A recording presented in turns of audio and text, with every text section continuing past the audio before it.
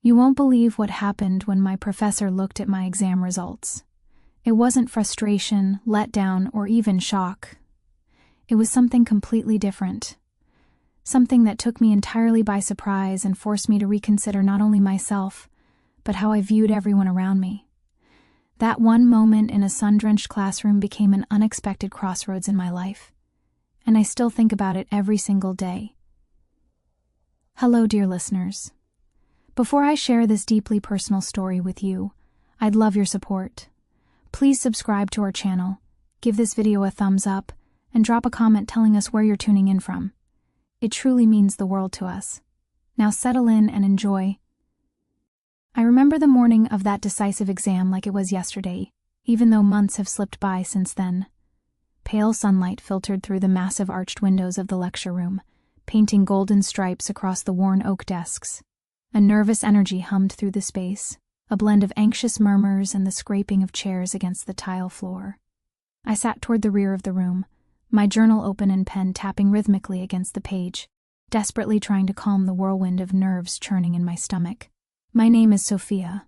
I'm 19 years old, and in that moment I felt as though my entire academic future hinged on this single examination. Professor Marcus, my instructor, had been leading this course on classical philosophy for several semesters. I always found his approach somewhat unusual, partly demanding, partly unexpectedly supportive. He had this way of studying students as though he could read every thought racing through our minds.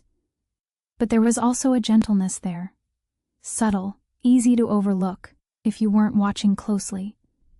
I stared at the exam before me, struggling to make sense of questions that seemed to melt together in a fog of stress. I knew I hadn't prepared adequately. I'd been balancing a part-time job, exhausting late-night study marathons, and the persistent feeling that I was never doing quite enough. When I finally set my pen down, the answer sheet looked less like a chance to prove my abilities and more like a mirror exposing all my uncertainties and self-doubt.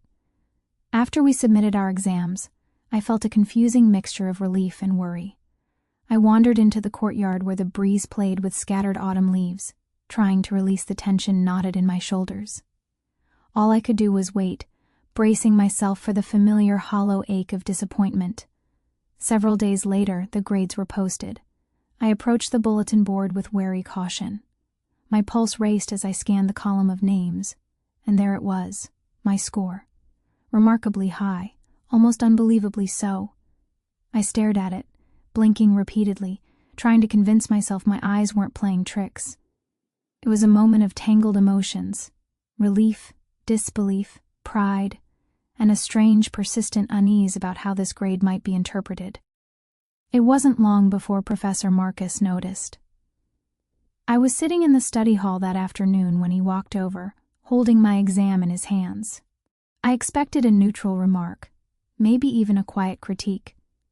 But what he said instead was almost impossible to predict. "Sophia," he said, his voice gentle yet unwavering, "I have to admit I didn't anticipate this result from you." There was no accusation in his tone, no hint of reproach, just a quiet, reflective acknowledgement that something had caught him off guard. I blinked at him, uncertain how to respond. Suddenly, the air between us felt charged in a way I hadn't expected. I studied," I stammered. "I gave it everything I had." Professor Marcus nodded, resting slightly against the corner of the table. "I can tell, and I believe there's something here beyond just this exam. I see dedication, and I see promise, Sophia. Sometimes we undervalue ourselves far more harshly than anyone else ever would." His words landed like a soft gust of wind, unexpected, tender, yet strong enough to stir something deep inside me. I felt warmth spread through my chest, a quiet recognition that this wasn't merely about marks or academic achievement. It was about being noticed, understood, and appreciated in a way I hadn't fully realized I needed. We spent the next several minutes talking, though not about the exam itself. Professor Marcus asked about my writing, my impressions of the readings, my aspirations for the future. And as he listened, truly listened, I felt a subtle transformation within myself. For the first time in ages, I wasn't simply a student being assessed. I was a person with thoughts, feelings, and dreams that held weight. The pressure I'd carried about my performance began to dissolve, replaced by a gentle curiosity about what I might achieve when someone else had faith in me. The days following that encounter were unexpectedly different from what I'd imagined. There was a gentle shift in how I experienced everything. It was as though reality had tilted ever so slightly, revealing details I'd been ignoring and people I'd been passing without truly noticing. Somewhere deep inside, I carried the echo of Professor Marcus's words: dedication, promise, development. They repeated in my thoughts like a quiet melody, reminding me that my existence wasn't just a checklist of tasks, but an opportunity to discover who I was and what I could become. When I crossed paths with Professor Marcus again at a workshop, he gave me the faintest nod, an acknowledgement that felt weightier than any words could express. After the session, he beckoned me over. "How have you been since the exam?" he asked warmly. "I've been reflecting a lot," I confessed. "About the readings, about writing, about the test." He smiled faintly. "Sometimes contemplation matters more than the grade itself, but I sense there's something deeper weighing on you." I paused, then found the words. "I think I just recognized I've been so consumed with avoiding errors that I forgot to acknowledge what I'm actually capable of."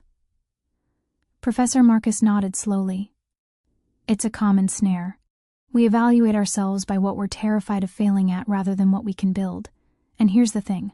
No one else can define your evolution. That must come from within." His words filled the space between us with almost tangible significance. There was an unexpected closeness in that shared stillness, an understanding that transcended the typical instructor-student dynamic. It wasn't romantic, but it was profoundly human, a recognition of mutual respect and the delicate journey of discovery. Over the following weeks, I began attending office hours regularly, not merely to clarify assignments, but to discuss concepts and even my own uncertainties. Professor Marcus never pressured or criticized. He simply listened, and that act of genuine attention gradually reshaped my confidence. One specific afternoon remains vivid. The library was hushed, sunlight casting golden patches across weathered wooden floors. I had been grappling with a challenging essay topic that had robbed me of sleep for nights. "I feel trapped," I confessed. "I understand what I want to express, but it refuses to come together." Professor Marcus leaned forward.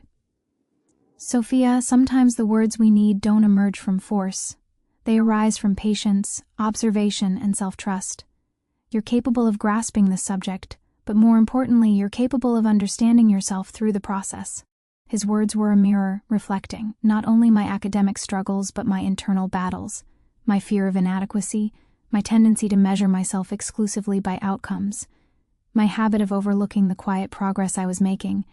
I understood then that the exam score had become a symbol of something far more meaningful, the moment I began believing in my own capacity to grow beyond the boundaries of expectation. We talked for hours that afternoon about writing, wisdom, and the subtle ways life teaches us through small, unexpected encounters. Professor Marcus's patient presence made me feel I could peel back layers of myself I hadn't even known existed. That afternoon became a touchstone for me, a turning point in how I approached both learning and life. In subsequent weeks, Professor Marcus encouraged me to think beyond course requirements. "You have a viewpoint that is distinctly yours," he said. "Don't be afraid to take chances, even if it means stumbling. That's where genuine learning occurs." His words felt like a gentle invitation into a new approach to my studies and my life. I began applying this fresh perspective to my work, experimenting with different writing approaches, tackling assignments with curiosity instead of fear. Each small step felt meaningful, subtle proof that development wasn't a dramatic leap, but a series of intentional, deliberate choices. The first frost of winter arrived, draping the campus in delicate white that glittered in pale morning light. I walked through the quad and recognized how much had evolved in me over the past months. I wasn't the same anxious, self-questioning Sophia who had stared at her exam score in disbelief. I had developed in ways I could sense deep in my core, in how I carried myself, how I listened, and how I dared to envision my future. When I found Professor Marcus in our usual library corner, he welcomed me with that familiar calm expression. "How's everything progressing?" he asked. "Better than I anticipated," I admitted. "I feel changed. I perceive things differently now, not just the material we study, but myself." He nodded, warmth softening his features. "I could see it in you the moment you decided to believe in your own ideas. The development has been gradual but unmistakable. I gazed at my notebook, pages filled with careful notes, drafts, and reflections tracing the journey from uncertainty to confidence. I understood how much had gone into this transformation, not just effort but patience, curiosity, and the willingness to embrace vulnerability. For the first time, I comprehended that vulnerability wasn't weakness. It was the foundation for connection, understanding, and growth. "You know," I said softly, "I was so worried about how you'd react to my exam score. I expected disappointment, but instead you surprised me, and it changed everything." Professor Marcus considered my words. "Sophia, what matters isn't the score itself.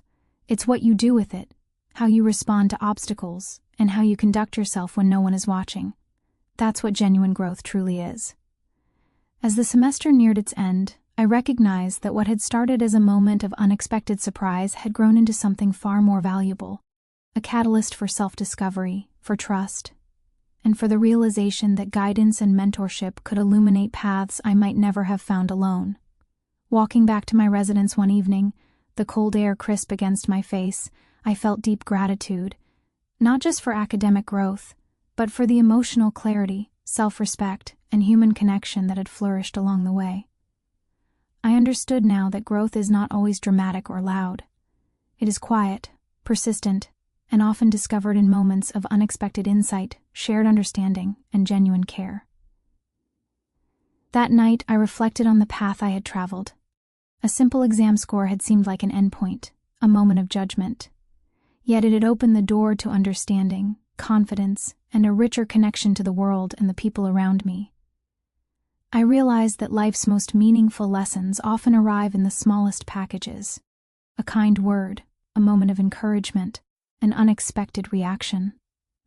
And I carried that lesson with me, not as a passing thought, but as a guiding principle for the person I was becoming.